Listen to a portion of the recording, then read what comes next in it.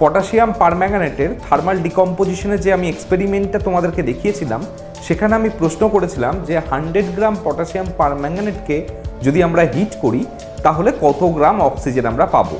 তো তার জন্য আমাদের এই ইকুয়েশনটাকে আগে ব্যালেন্স করে নিতে হবে।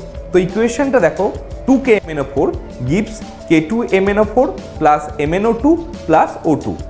যেহেতু KMnO4 এর মোলার মাস 158 গ্রাম পার মোল, তার মানে এই ইকুয়েশন অনুযায়ী 2 × 158 গ্রাম KMnO4 থেকে আমরা পাবো 32 গ্রাম O2।